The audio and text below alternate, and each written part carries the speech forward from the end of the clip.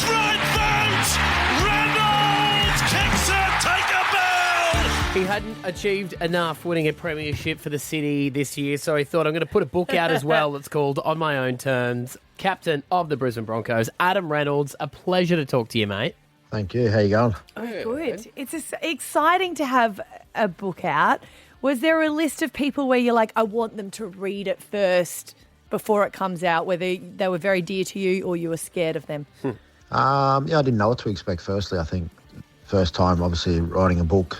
I'm not one to usually read books or go down that track. So when it all came about, it was pretty interesting. But look, we pretty much didn't get our hands on the book ourselves until almost release date. So it was hard to sort of get it out to anyone. But yeah, obviously happy it's out now. I think the most beautiful was the foreword where you dedicated it to your beautiful wife and kids, but saying, I might lose games of footy, but I always feel like a winner coming home to you guys. Well, they're a big part of my life, and obviously the roller coaster of rugby league can have that effect on certain people. And at the end of the day, it is just a game, and family is the most important thing for me. And obviously, having a wife and 4 beautiful children at home allows me to come home and be completely different and shut off from the outside world. So nice little touch there. The book doesn't leave any stones unturned, and I think it's quite brave of you and your wife too, mate, to share how much you have and the time that she was battling cocaine addiction, and it was Wayne Bennett who in the book you say was the one who sort of saved your marriage through that time. Yeah, well, it's firstly when you find out about those sort of things, a lot of anger, questions sort of unanswered and whatnot, and the guidance of Wayne through that period there sort of just allowed me to take a back seat and think about it from a deeper point of view. And obviously there was a few things that we could sort of try and fix up. And, sometimes you got to let the emotions go. When we're in a state of rage or we're seeing red, we tend to make poor decisions. And from there, it was just about, calming down, trying to find a solution to obviously get through things. And certainly glad we did. We're obviously a lot happier now up in Brisbane and enjoying our lives, in the Sunshine State. Was that all part of the idea to move up to Brisbane, just to get away from some of that too? Nah, not at all. I mean, we put all that sort of stuff to bed pretty early. We had a lot of help, professional help down there, and obviously got through that stage.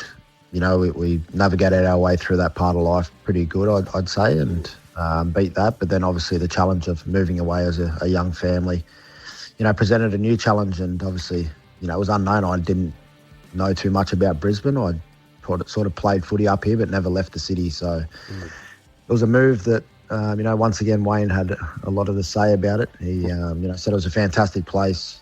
Obviously, it's a great spot to bring up a family, and once again, his guidance was, pretty crucial in getting me up here. Wayne Bennett, I love hearing the stories of how he's had such a connection to different players. I've heard different stories of how he, back in the day, he never used to ask you guys to do a training that he hadn't done first, whether it was running, because he was such an avid runner. And he's such an interesting guy because, of course, he doesn't particularly love talking to... Talking, just stop. No, talking, full stop. But you guys know a different side of him. It feels like he's just got that real, not just about footy, but just the life lessons to you guys. Yeah, well, the first thing he preaches is, being a good person before a good footy player. And, that seems to trend and translate onto the football field. If you're a good person away from the game, you'll be a good player at the game. So, he's coached well over 900 games. He's pretty much seen it all. And I think the good thing about Wayne is he keeps everything private. He doesn't give too much away. It's a privilege to be in that dressing room and, share that bond with your teammates and your coaches. And that's the thing we love about Wayne. He's so secretive on the outside, but on the inside he's gentle, warm. He loves to have a joke and obviously cares about his players. It must be a burden, a huge responsibility, because I imagine you didn't put your hand up and go, hey, I want to write a book about my life. Someone would come to you. Do you sit back and go, what am I going to write about? Like, do you feel, because you'd be looking at it from your point of view, everyone outside go, you must have heaps of stories to tell and great lessons to pass on. But you look at it and go, why would anyone want to hear about my life? Yeah, well, I still continually question why people would want to buy my book and read my story. I find it hard to come to terms with, being an idol to people. I mean, I'm from a small little city in Sydney. Obviously, it's big, but Redfern in itself is pretty small, and not many people are expected to make it out of there. So for me, I still feel like I'm, a little kid running around living my dream, and obviously to be in the position I am today, to obviously have that influence over others, I still find it hard to believe, but extremely fortunate to be in that position. I mean, rugby league's my dream as a kid, and I'm continually living that dream. I'll tell you why I think people want to read it, Adam. I've got a son who plays rugby league, right? And he absolutely loves it. And he looks at you guys in the Broncos, and you guys are gods to him. Like if he saw you across the street, he would just collapse into a puddle. And I think what's special, honestly, he loves you guys so much. It's players like you who are honest and who have owned their little mistakes along the way, who have their family and who are true to who they are. I think that's why people will want to read this book. Yeah, and I thought that was part of the reason why we were so honest in the book. There was a moment there where we were umming and ahhing whether we put certain things into the book, and the discussions myself and my wife had about certain situations was we wanted to try and help people who may be going through this same struggle, and the most rewarding part out of all this, if you can help a couple of people along the way and try and change them for the better, then that's a job done. You got teenage kids. How do they feel about it? Yeah, they were a bit. The hardest thing was obviously the chapter with my wife, but look, we were quite honest and open with the kids and saying, the reason why we have put it in the book, and they'll find with that. They understand the bigger picture, and obviously there's going to come with some backlash and some positive news, some negative news, but at the end of the day, if we can help some people and change their lives for the better, then it's worth a little bit of sacrifice in our own lives. I think that's beautiful. And it's good that the teenagers read it, because my kids would have asked for the audiobook. A lot of people have. Yeah. Has your son played a game of rugby league yet? He played down in Sydney. Hasn't played up here in Queensland Damn yet. it. But I was trying to see if we were getting ourselves a little Queensland player out of you or not. But you did the smart thing. You got him to play down in New South Wales first, hey? Well, my daughter's represented Queensland for Oztag a couple of times. So. Right. Beautiful. There we go. There we go. Yeah. We got one. That was a happy, sad moment for the Reynolds family. We're proud of you, but come on. No. You also cover off your little moment you had with Paddy down at Felons in there as well. Yeah, just a little cuddle in the park. Nothing to it. Nothing to write home about. Shouldn't even be in the book, if I'm honest. I don't know why I put it in there. Yeah, boys will be boys. Obviously, a lot goes on in a season of rugby league, and to give an insight and to share some of those stories with fans who love the game, who make the game really. To give back to them and explain sort of what goes on behind the scenes. There's no point hiding from the truth, but yeah, we're all good and well.